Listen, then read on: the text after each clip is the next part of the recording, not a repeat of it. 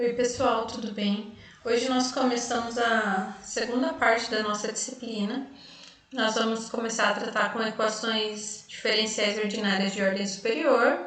E o primeiro tipo delas que nós vamos ver hoje são as equações diferenciais ordinárias homogêneas.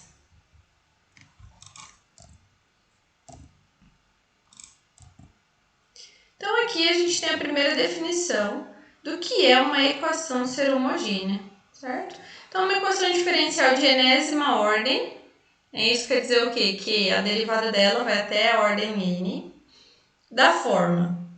O que é essa forma 1 aqui, né? O que essa EDO1 ela tem para nos informar? Para caracterizar ela como uma EDO homogênea. É o lado direito dela aqui, ó.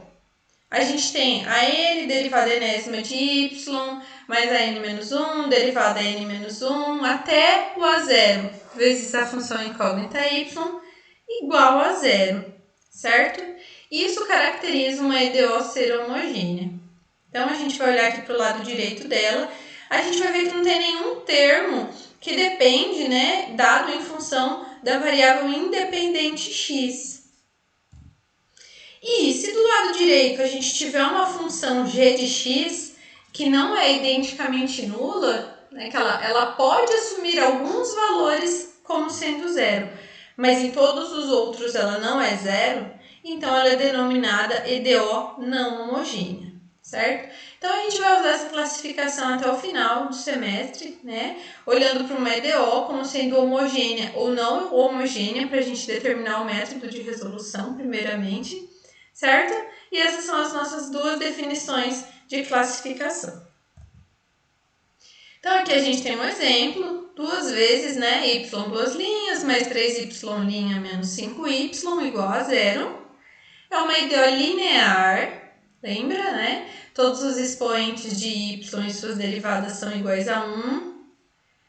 Os coeficientes que multiplicam y e suas derivadas ou dependem de x ou são constantes, certo? Então, é uma EDO linear. Segunda ordem, porque a maior derivada é 2. Homogênea, porque do lado direito é 0. E a gente também tem aqui o segundo exemplo. É uma EDO linear, certo? A mesma coisa. Y e suas derivadas têm expoente igual a 1. Os coeficientes de y e das suas derivadas ou dependem de x ou são constantes, certo? Então, uma EDO linear de terceira ordem, porque a maior derivada é a terceira, não homogênea. Por quê? Aqui do lado direito, a gente tem um seno de x, certo? Ele não é identicamente nulo. Então, esses dois exemplinhos aí para vocês verem como pode ser uma g de x, né? Ela pode ser qualquer função, ela pode ser uma constante, desde que não seja o zero. Para a gente resolver, então, né, daqui para frente a gente vai resolver EDOs homogêneas ou EDOs não homogêneas. Mas, para a gente resolver uma equação não homogênea, sempre a gente vai ter que resolver a EDO homogênea associada, certo? A gente já vai ver o que é isso, mas só para a gente ir guardando esses conceitos, essas ideias. E aí, né, antes um pouquinho da gente começar a resolver essas EDOs mesmo, vamos ver alguns conceitos básicos, algumas definições, alguns teoremas que vão dar suporte para toda essa teoria. Então, o primeiro resultado que a gente vai ver, né, é o princípio da superposição. Quando a gente estava resolvendo EDOs de primeira ordem, a gente obtinha uma função, né, uma função solução, e uma y que dependia de x, certo? Quando a gente vai para EDOs de ordem superior, y vai assumir mais expressões, certo? Então, ó, dadas duas ou mais soluções de uma EDO linear homogênea. Então, isso quer dizer que eu vou obter uma y1, uma y2, uma y1, uma y2 e uma y3. E como que essas soluções diferentes vão se relacionar? Como que elas vão se relacionar com a solução geral da EDO, que é o que a gente busca? Então, quando a gente tem duas ou mais soluções, A combinação linear dessas soluções também é uma solução. E o princípio da superposição ele fala isso, certo? Sejam y1, y2, yk, soluções para uma EDO linear de enésima ordem homogênea. Então, a primeira observação que a gente faz aqui, esse K, ele é diferente desse N, de propósito, tá bom? Esse K, ele é menor que esse N. Então, por exemplo, se a gente tem uma EDO de quarta ordem, e aqui a gente fala que o K é 3, né? E eu tenho 3 soluções. Então, ele fala aqui que a combinação linear dessas YK soluções também é uma solução. Ele garante isso pra gente, mas ele não garante que isso é a solução geral, certo? Então, lembrando, né, combinação linear é quando a gente multiplica a gente vai multiplicar cada uma dessas soluções e somar elas. Lembra isso, né, lá de álgebra linear. Então, é o que eu falei, né? O teorema garante que a combinação linear é uma solução, mas não a solução geral da EDO. Para garantir que essa combinação seja uma solução geral, a gente vai estudar de novo o conceito de independência linear de funções. Então, um conjunto de funções é linearmente independente, né? É LI, se a combinação linear dessas funções for igual a zero, implica que cada constante, cada coeficiente seja igual a zero, certo? Essa é a definição. Fazer aquela verificação ali da definição não é uma coisa muito simples. Então, sempre em matemática a gente tem isso, né? A gente dá uma definição que é um pouquinho mais complexa e logo depois alguém ficou pensando naquilo e desenvolveu um teorema, um resultado que, sob algumas... a gente, de uma forma mais simples, consegue garantir a definição, garantir o resultado. Então, esse próximo teorema, ele vai mostrar uma outra forma da gente mostrar que um conjunto de funções é LI em um intervalo, certo? A gente vai precisar de uma função pelo menos n menos uma vezes diferenciável, certo? E a gente vai usar o determinante Wronskiano. Para isso, vamos definir primeiro quem que é esse determinante. Então, aqui a gente tem f1, f2, fn, funções n menos uma vezes diferenciáveis, pelo menos, certo? Então, se esse determinante for diferente de zero em pelo menos um ponto no intervalo i, então o conjunto formado por f1, f2, fn é um conjunto LI nesse intervalo. Então, quem que é esse determinante, né? Na primeira linha eu tenho as funções, na segunda linha eu tenho a derivada primeira dessas funções, certo? E na última linha, eu vou ter a derivada de ordem n menos 1. Lembrando que se a gente vai calcular o determinante, a gente precisa de uma matriz quadrada, né? Então, se ela vai ter n colunas, ela vai ter n linhas também. Então, a gente vai calcular esse determinante aqui, certo? Se ele for diferente de zero em pelo menos um ponto no intervalo, então o conjunto é LI. E a gente exige-se, né, que a função seja n menos uma vezes diferenciável, pelo menos, para que a gente possa calcular os elementos dessa coluna aqui do Wronskiano. Então, vamos ver um exemplo aqui. As funções exponencial de x, x e de x e x quadrado e de x. Elas formam um conjunto LI em qualquer intervalo real, certo? Então, se fala que é em qualquer intervalo real, quer dizer que esse Wronskiano vai ser diferente de zero sempre, né? Então, aqui na primeira linha está f1, f2, f3. Na segunda linha, as derivadas primeiras, que a gente calcula usando aqui a regra do produto, né? E na terceira linha, as derivadas segundas. Quando a gente calcula esse determinante, o resultado é 2 exponencial de 3x, certo? O que precisa acontecer para que o conjunto seja LI? O Wronskiano tem que ser diferente de zero, em algum ponto do intervalo. Então, vamos pensar aqui, a exponencial, ela é zero em algum ponto do intervalo real? Não, né? A exponencial ela nunca se anula. Então, para todos os reais, esse Wronskiano é diferente de zero. Ou seja, para todos os reais, F1, F2 e F3 formam um conjunto LI. E aí, então, como que a gente vai relacionar isso, né? Então, agora a gente vai aplicar essa definição de Wronskiano para soluções de uma EDO. Então, sejam y1, y2, yn, soluções para uma EDO linear homogênea de enésima ordem. Então, agora observa aqui, a quantidade de soluções é igual à ordem da EDO, certo? Então, o conjunto formado pelas soluções LI, se e somente se o Wronskiano dessas soluções for diferente de zero para todo x pertencente ao intervalo, certo? Então, esse é o resultado aplicado ao nosso contexto de EDO. A gente tem aqui, então, qual que vai ser a definição de uma solução geral. De novo, a gente tem N soluções para uma EDO de enésima ordem, certo? A solução geral da EDO vai ser a combinação linear dessas soluções.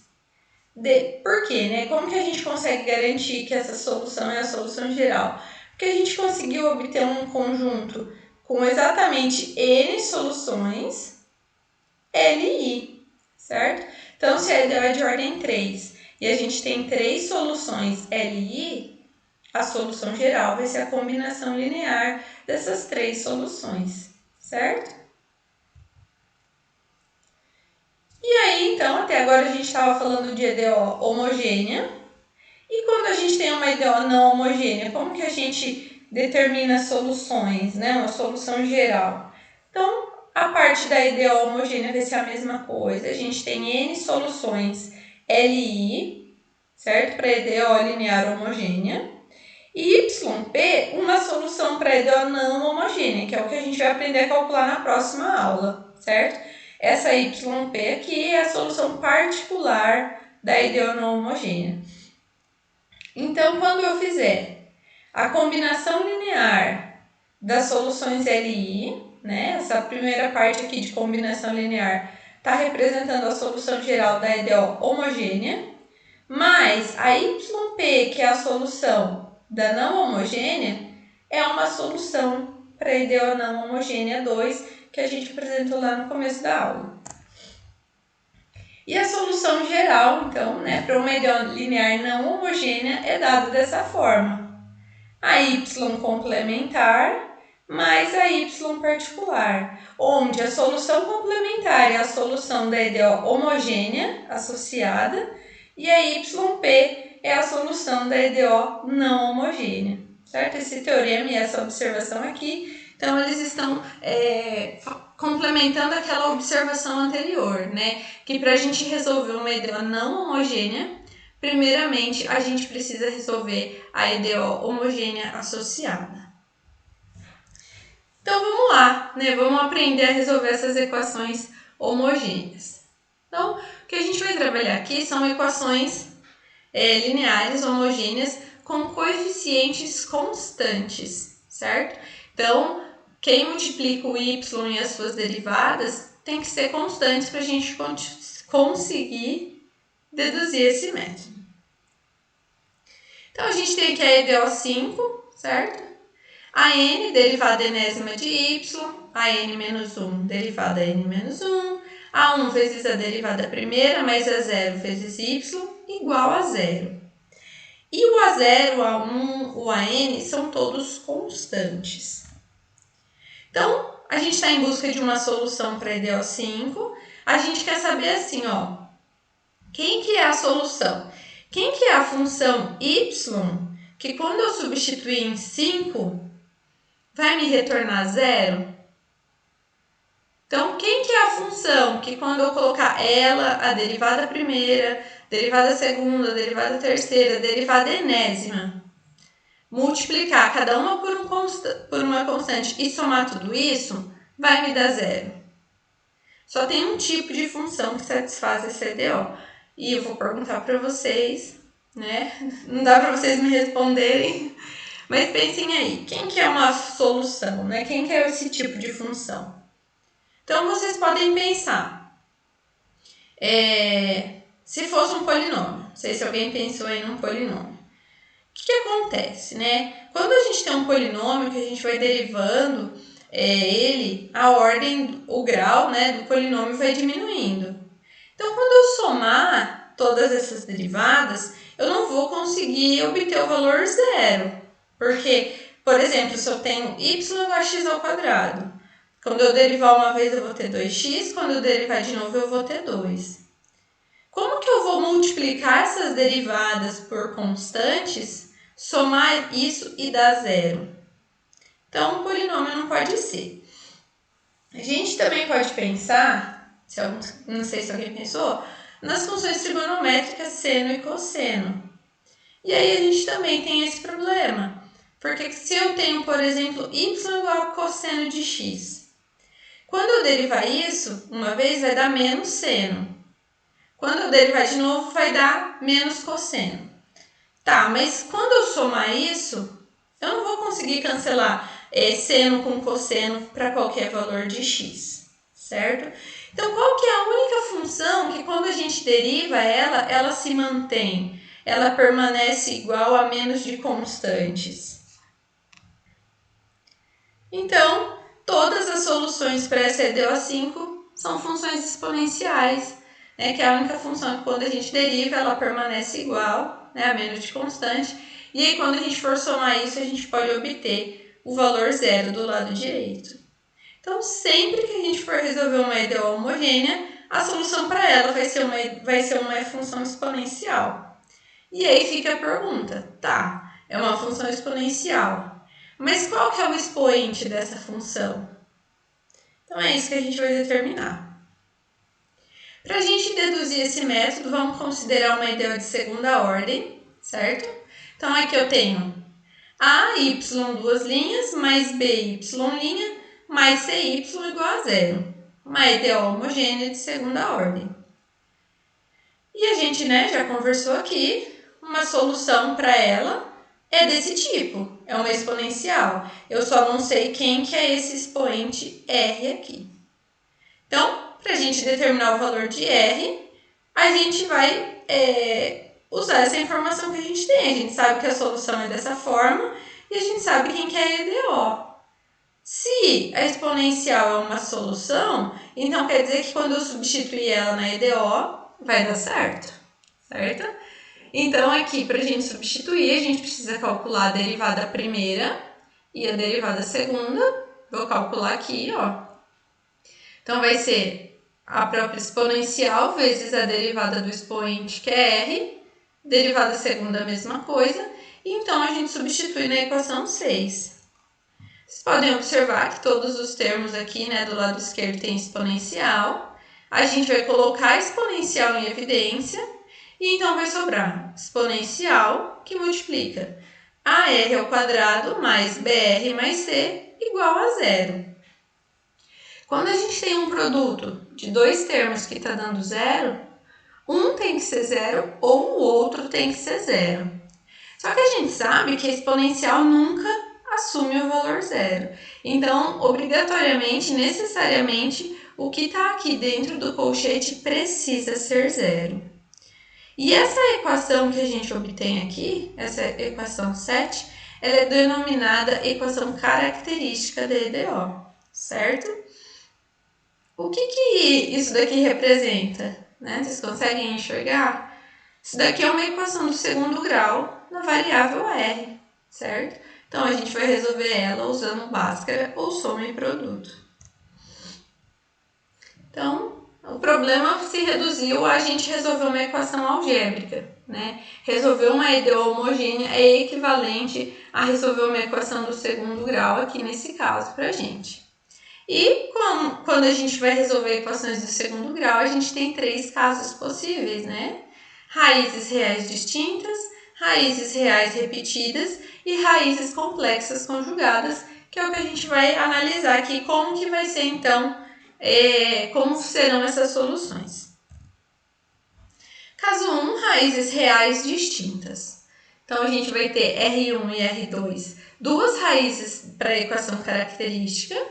Então, a gente vai ter duas soluções, né? Uma EDO de segunda ordem, duas soluções.